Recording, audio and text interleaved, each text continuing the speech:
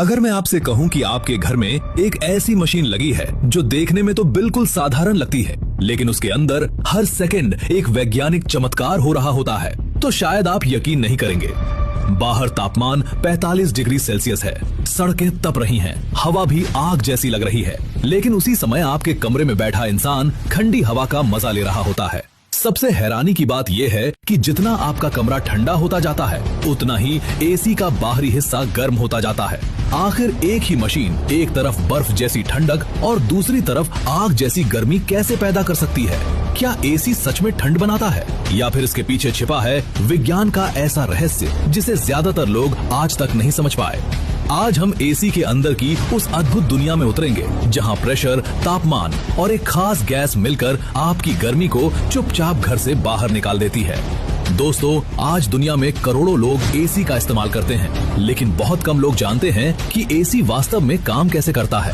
ज्यादातर लोगों को लगता है कि एसी किसी तरह ठंड पैदा करता है, लेकिन सच इससे बिल्कुल अलग है। विज्ञान के अनुसार एसी ठंड नहीं बनाता, बल्कि गर्मी को हटाता है। यही एसी का सबसे बड़ा रहस्य है। जरा सोचिए, अगर आपके कमरे में एक बाल्टी गर्म पानी रखी हो और आप उसे ठंडा करना चाहें, तो आपके पास दो रास्ते हैं। या तो उसमें बर्फ डाल दीजिए, या फिर उसकी गर्मी को किसी तरह बाहर निकाल दीजिए।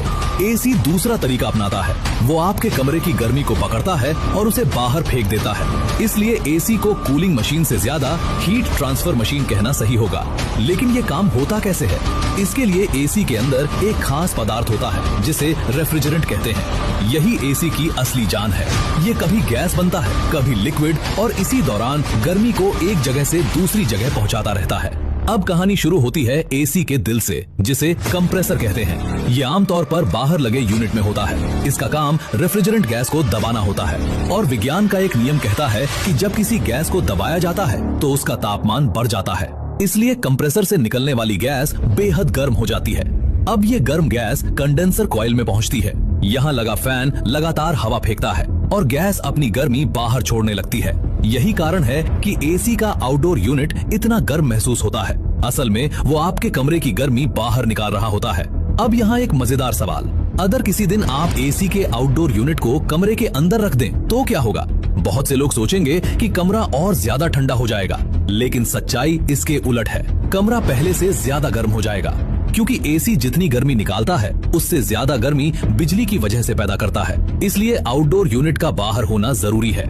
गर्मी बाहर छोड़ने के बाद रेफ्रिजरेंट एक बहुत पतली ट्यूब से गुजरता है, जिसे एक्सपेंशन वाल्व कहते हैं। यहाँ उसका प्रेशर अचानक कम हो जाता है और उसका तापमान तेजी से गिर जाता है, बिल्कुल वैसे ही जैसे डिओड्रेंट स्प्रे करते समय कैन ठंडी लगने लगती है। अब ये ठंडा रेफ्रिजरेंट इंडोर यूनिट की कॉइल तक पहुंचता है। कमरे की गर्म हवा इस कॉइल से गुजरती है और अपनी गर्मी रेफ्रिजरेंट को दे देती है। इसके बाद वही हवा ठंडी होकर वापस कमरे में आती है और हमें लगता है कि एसी ठंड पैदा कर रहा है, जबकि वास्तव में वो सिर्फ गर्मी हटा रहा होता है। क्या आपने कभी सोचा है कि एसी से पानी क्यों टपकता है? बहुत से लोग सोचते हैं कि एसी पानी बनाता है, लेकिन ऐसा नहीं है। कमरे की हवा में हमेशा कुछ नमी मौजूद रहती है। जब ये नमी ठंडी कॉइल से टकराती है तो पानी की बूंदों में बदल जाती है। यही पानी ड्रेन पाइप के जरिए बाहर निकलता है। इसलिए एसी सिर्फ ठंडक ही नहीं देता, बल्कि हवा की नमी भी कम करता है। अब एक और दिलचस्प बात, एसी और फ्रिज में क्या फर्क है? जवाब है बहुत कम। दोनों लगभग एक ही विज्ञान पर काम करते हैं। दोनों के अंदर रेफ्रिजरेंट घूमता है और दोनों गर्मी को एक जगह से दूसरी जगह ले जाते हैं। फर्क सिर्फ इतना है कि फ्रिज एक छोटे बॉक्स को ठंडा करता है, जबकि एसी पूरे कमरे को। अब बात करते हैं उस सवाल की जो लगभग हर घर में पूछा जाता है, एसी की गैस खत्म हो गई क्या? सच्चाई ये है कि सामान्य परिस्थितियों में एसी की गैस कभी खत्म नहीं होती। वो एक बंद सिस्टम में लगातार घूमती रहती है। गैस तभी कम होती है जब कहीं लीकेज हो जाए, यानी गैस इस्तेमाल होकर नहीं बल्कि लीक होकर खत्म होती है। एक और बड़ा भ्रम है कि एसी को 16 डिग्री सेल्सियस पर सेट करने से कमरा जल्दी ठंडा हो जाता है, लेकिन ऐसा नहीं है। एसी अपनी क्षमता के अनुसार ही कूलिंग करता है। 16 डिग्री सेल्सियस सेट करने से सिर्फ इतना होता है कि एसी ज्यादा देर तक चलता रहता है और बिजली ज्यादा खर्च करता है। कई बार 24 डिग्री सेल्सियस पर भी उतना ही अच्छा आराम मिल सकता है। क्या आप जानते हैं कि दुनिया का पहला एयर कंडीशनर इतना बड़ा था कि वो एक छोटे कमरे जितनी जगह घेर लेता था? इसे साल 1902 में अमेरिकी इंजीनियर ने बनाया था। मजेदार बात यह है कि इसे लोगों को ठंडक देने के लिए नहीं, बल्कि एक प्रिंटिंग फैक्ट्री में नमी नियंत्रित करने के लिए बनाया गया था। लेकिन बाद में यही तकनीक पूरी दुनिया बदलने वाली साबित हुई। लेकिन एसी की कहानी का एक दूसरा पहलू भी है। जितना ज्यादा एसी इस्तेमाल होगा, उतनी ज्यादा बिजली की जरूरत पड़ेगी, और अगर वो बिजली कोयले जैसे ईंधन से बन रही है तो पर्यावरण पर असर भी बढ़ेगा। इसके अलावा अगर रेफ्रिजरेंट गैस लीक हो जाए तो वो वातावरण के लिए भी नुकसानदायक हो सकती है। इसलिए आज नई तकनीकों पर काम किया जा रहा है जो ज्यादा ऊर्जा बचाएं और पर्यावरण को कम नुकसान पहुंचाएं। तो अगली बार जब आप एसी की ठंडी हवा महसूस करें तो सिर्फ आराम मत महसूस कीजिए।